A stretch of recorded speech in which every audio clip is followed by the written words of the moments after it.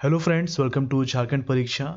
JSSC CGL 2022 के लिए झारखंड सामान्य अध्ययन में झारखंड हिस्ट्री के लेक्चर्स हम लोग कर रहे थे। इसके अलावा बाकी के लेक्चर्स भी कंप्लीट किए जा रहे हैं। तो पिछले कुछ दिनों से 4 से 5 दिन हो गया होगा मेरे ख्याल से, झारखंड हिस्ट्री का लेक्चर नहीं आया था। अब ये कंटिन्यू रहेगा। ओके, तो झारखंड हिस्ट्री में हम लोग क्या पढ़ रहे थे? झारखंड हिस्ट्री में हम लोग पढ़ रहे थे झारखंड के जो क्षेत्रीय राजवंश हैं, झारखंड के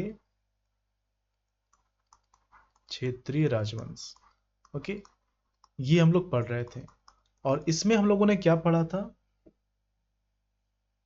इसमें हम लोगों ने पढ़ा था सबसे पहले मुंडा वंश के बारे में, फिर हम लोगों ने पढ़ा नागवंश के बारे में, उसके बाद हम लोगों ने पढ़ा रक्सेल के बारे में। रक्सेल में कुछ ही पॉइंट्स थे जो पढ़ने लायक थे, एग्जामिनेशन पॉइंट ऑफ से जो इंपॉर्टेंट थे।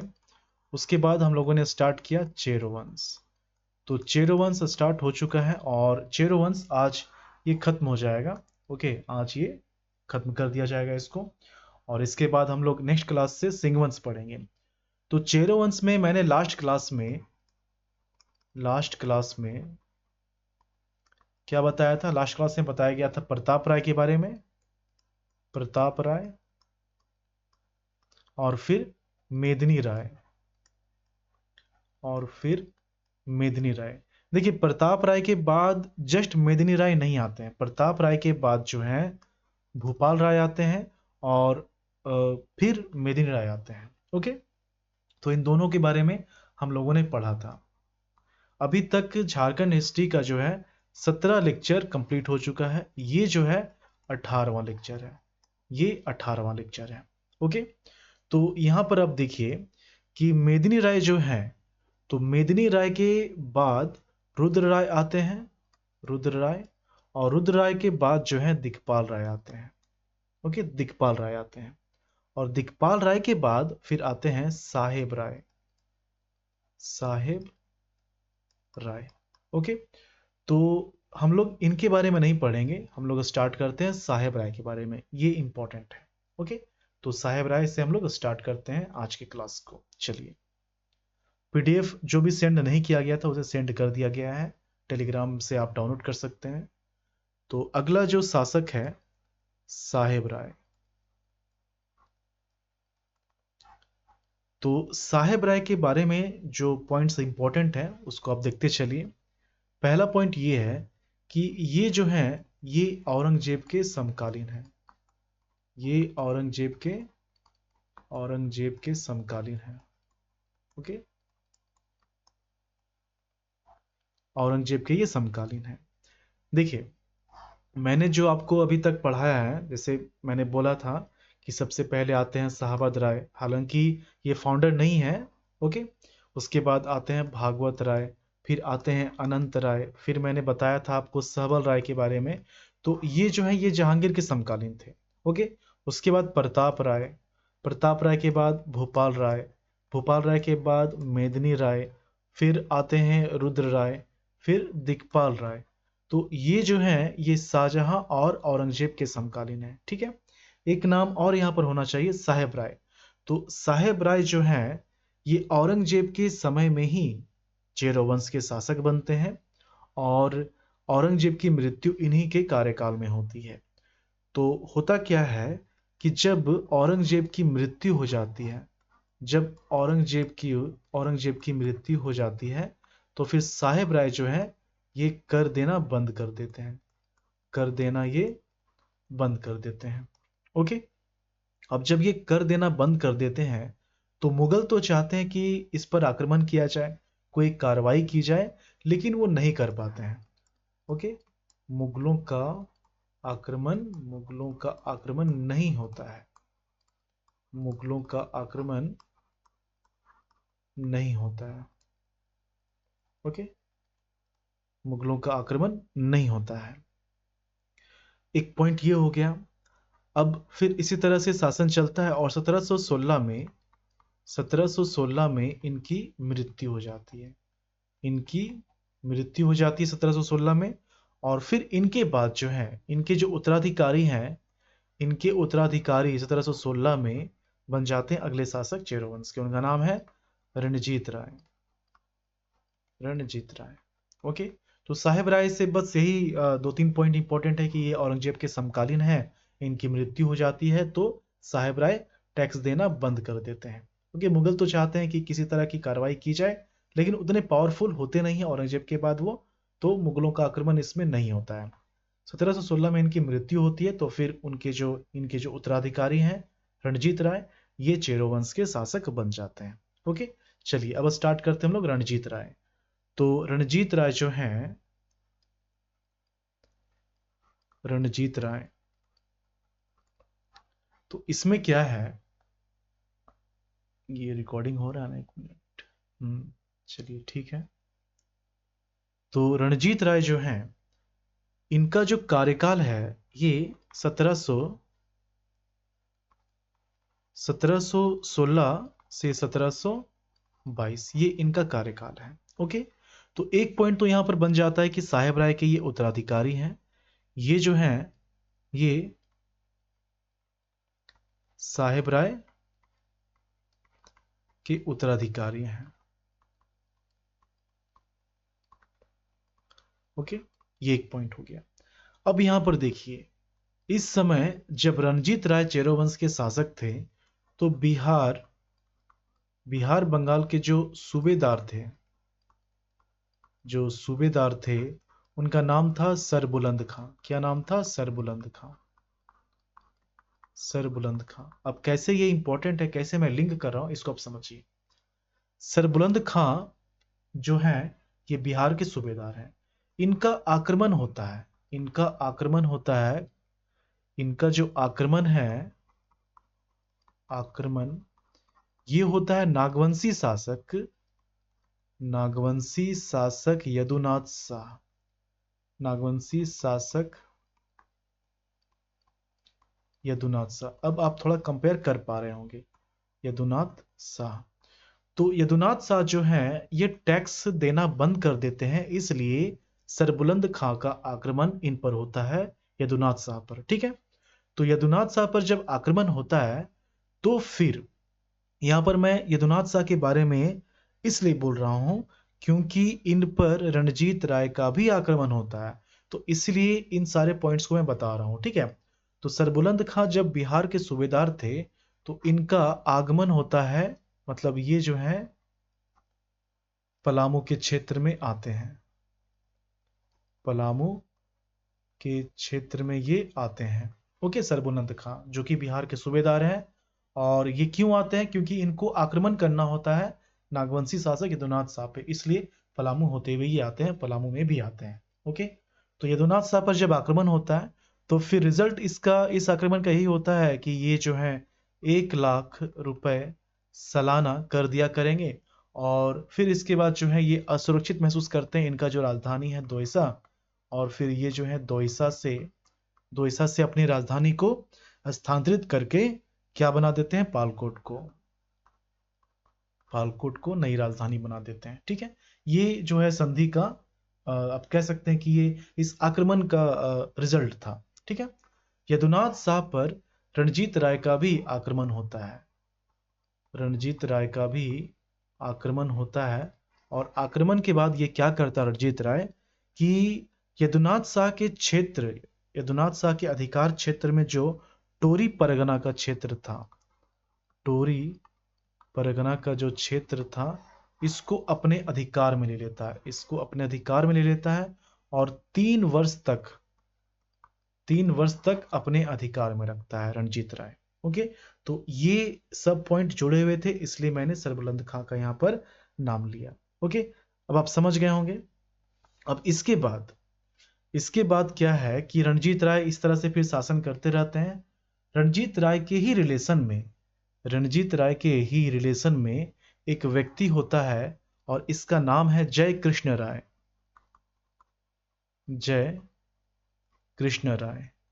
ओके, जय कृष्ण राय क्या करता है कि इसका विरोध करना शुरू कर देता है। ओके, एक्चुअली रणजीत राय का जो दीवान होता है, दीवान, इसका नाम होता है, दीवान का इसका नाम होता है अमर सिंह ठकुराई, अमर सिंह ठकुराई। तो अमर सिंह ठकुराई की सहायता से जयकृष्ण राय रणजीत राय का विद्रोह करता है और फिर इनकी हत्या कर देता है। ओके, हत्या कर देता है और हत्या करके जो जयकृष्ण राय है ये चेरो वंश का शासक बन जाता है। चेरो वंश का शासक बन जाता है। ओके, तो अब हम लोग पढ़ेंगे जय कृष्ण राय। ठीक है, चलिए जय कृष्ण राय स्टार्ट करते हैं। जय कृष्ण राय।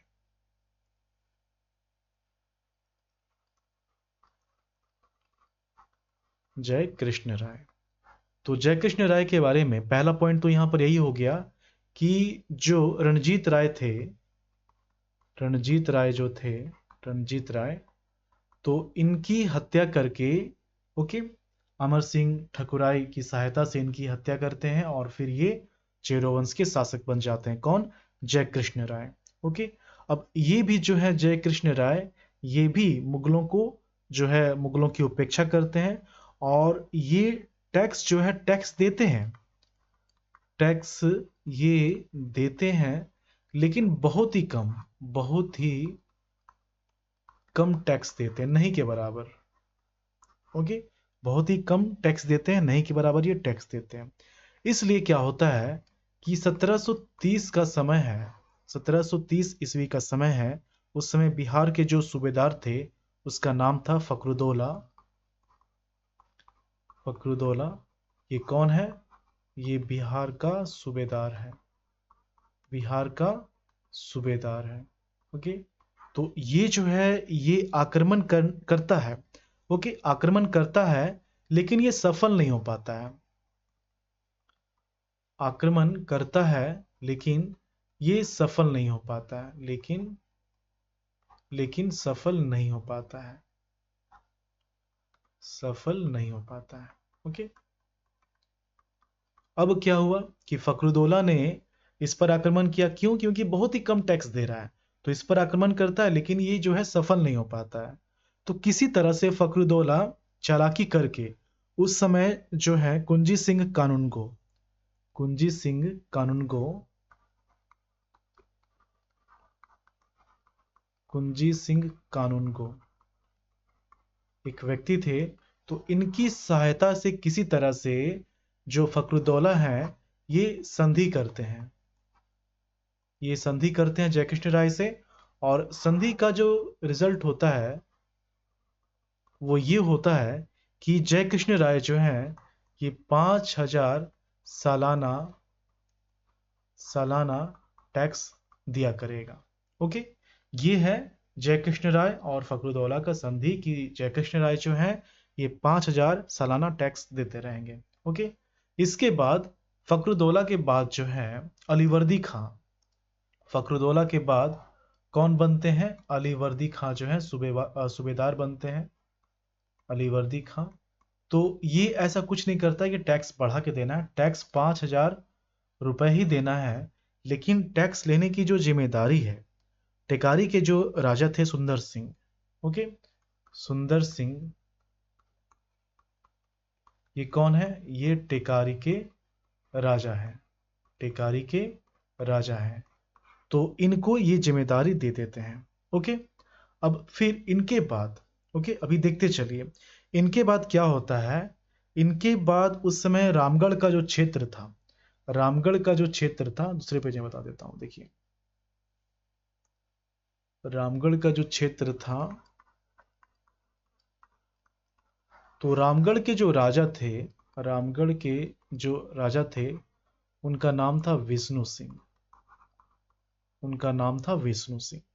तो विष्णु सिंह पर, ओके, हिदायत अली का आक्रमण होता है, विष्णु सिंह पर हिदायत अली का आक्रमण होता है, हिदायत अली का आक्रमण होता है। ओके, तो हिदायत अली खां इनका पूरा नाम है, हिदायत अली खां का आक्रमण होता है जो कि जैनुद्दीन खान का सैन्य अधिकारी है। तो ये जो है इस पर आक्रमण करता है और किसकी मदद से करता है? इस समय इस आक्रमण में जो है ये जो जयकृष्ण राय हैं, जयकृष्ण राय की सहायता इसमें मिलती है, मतलब जयकृष्ण राय की सहायता से हिदायत अली खां जो हैं ये रामगढ़ के राजा विष्णु सिंह पर आक्रमण करते हैं। ओके, अब यहीं पर देखिए कुछ दिनों बाद होता है ये कि देखिए कोई किसी की मदद करता है तो कहीं ना कहीं उसका कुछ ना कुछ मंशा होता है। अगर वो मंशा अगर किसी तरह का उद्देश्य नहीं है तो फिर दोनों में दुश्मनी होना तय है।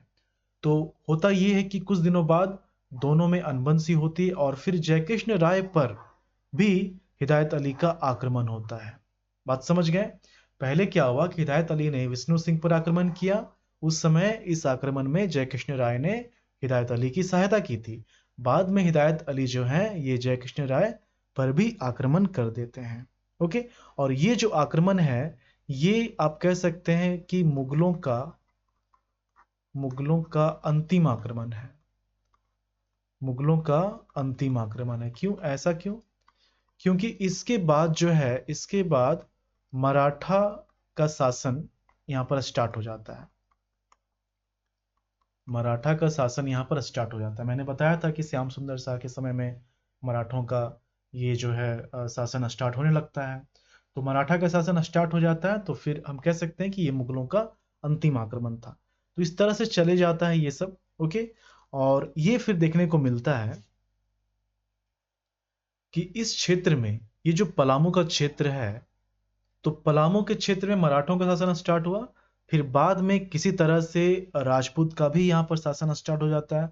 मुस्लिम वापस आ जाते हैं लेकिन जमींदारी के रूप में। ओके, तो फाइनली ये देखने को मिलता है कि ये जो क्षेत्र है पलामू का जो क्षेत्र है इसका जो ऊपरी भाग है मतलब कि इसका जो उत्तरी भाग है उत्तरी भाग जो है इसमें राजपूत मुसलमान मुस्लिम जमींदार का शासन यहाँ पर रहता है। लेकिन अभी भी चेरो वंश का शासन जो है इस क्षेत्र में रहता है। ये जो साउथ वाला पार्ट है ये जो साउथ वाला पार्ट है यहाँ पर चेरो वंश का शासन रहता है। ओके, और फिर ये जो है धीरे धीरे चलता रहता है। ओके, 1765 में जब अंग्रेजों के अधीन ईस्ट इंडिया कंपनी के अधीन ये पूरी तरह से आ जाता है तो फिर पलामू में वो यहाँ पर राज करने लगते हैं। ओके, तो ये था चेरो वंश। यहाँ पर एक चीज और कि जयकृष्ण राय जब शासक थे तो बहुत सारे षड्यंत्र देखने को मिलते हैं। ओके, बहुत सारे षड्यंत्र यहाँ पर देखने को मिलते हैं। तो कभी भी एग्जाम आए कि चेरो वंश के किस शासक के दरबार में बहुत सारे षड्यंत्र देखने को मिलता है तो आंसर क्या हो जाएगा? जयकृष्ण राय। ओके, यहाँ पर षड्यंत्र का अखाड़ा भी बोला जाता है। षड्यंत्र का अखाड़ा भी बोला जाता है। षड्यंत्र का अखाड़ा भी बोला जाता है जय कृष्ण राय के दरबार को। ठीक है, तो ये भी पॉइंट आप याद रखेंगे। तो ये अभी मैंने क्या क्या बताया आपको, देखिए मैंने अभी आपको बताया साहेब राय। साहेब राय, ओके, इसके बाद मैंने आपको बताया रणजीत राय। रणजीत राय, फिर मैंने आपको बताया जय कृष्ण राय। जय कृष्ण राय, ओके, तो ये हो गया चेरो वंश। ओके, अब देखिए होता क्या है कि जब मैं पूरी तरह से क्षत्रिय राजवंश पढ़ा दूंगा ना और हिस्ट्री को एक बार फिर से रिकॉल करके मैं बताऊंगा तो जो छोटे बड़े हैं वो सब कंप्लीट हो जाएगा। ओके, तो यहां पर चेरो वंश में ऐसा नहीं कि जय कृष्ण राय जो है ये लास्ट शासक है, इसके बाद भी आते हैं चित्रजीत राय आते हैं, गोपाल राय आते हैं। तो चेरो वंश जो है चेरो वंश जो है इसमें क्या क्या है? सबसे पहले हम लोगों ने पढ़ा था इसमें कि शाहाबाद का जो क्षेत्र था तो वहाँ के जो मुखिया थे उनका क्या नाम था? उनका नाम था शाहाबद राय। ठीक है, ये हुए, लेकिन ये फाउंडर नहीं थे। फाउंडर कौन थे? भागवत राय। ओके, भागवत राय जो है रक्सेल के जो लास्ट राजा थे मानसिंह उनकी हत्या करके भागवत राय चेरो वंश की स्थापना कर देते हैं पलामू में। ओके, भागवत राय। फिर मैंने बताया था सहबल राय के बारे में। ओके, सहबल राय के बारे में, तो सहबल राय जो है ये बलभद्र चेरो के नाम से भी जाने जाते हैं। बलभद्र चेरो, और ये जो हैं ये तीनों जो हैं ये जहांगीर के समकालीन हैं। ये जहांगीर के समकालीन है। ओके, इसके बाद प्रताप राय, फिर भूपाल राय, फिर मेदिनी राय, ये आप लिख लीजिएगा, मेदिनी राय, और फिर रुद्र राय, इनके बाद दिक्पाल राय आते हैं,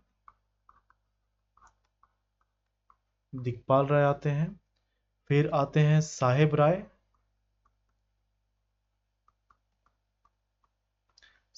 के बाद आते हैं रणजीत राय। कौन आते हैं? रणजीत राय। के बाद आते हैं जयकृष्ण राय। इसके बाद आते हैं चित्रजीत राय, और इसके बाद आते हैं गोपाल राय। यहां पर देखिए, ये जो है ये जहांगीर के समकालीन है। यहां पर जो आप नाम देख रहे हैं ये जो है ये शाहजहां और औरंगजेब दोनों के समकालीन है। शाहजहां और औरंगजेब दोनों के समकालीन है। साहेब राय जो है ये औरंगजेब के भी समकालीन है, और इसके बाद बहादुर शाह प्रथम उसके भी समकालीन आ जाते हैं। तो ये जो दोनों नाम है आप कह सकते हैं कि बहादुर शाह प्रथम के समकालीन है। ओके, जयकृष्ण राय ये मोहम्मद शाह, अहमद शाह, आलमगीर द्वितीय इसके समकालीन है। ये जो दोनों हैं ये हैं शाह आलम द्वितीय। ओके, शाह आलम द्वितीय के समकालीन। तो ये चेरोवंश समाप्त हुआ।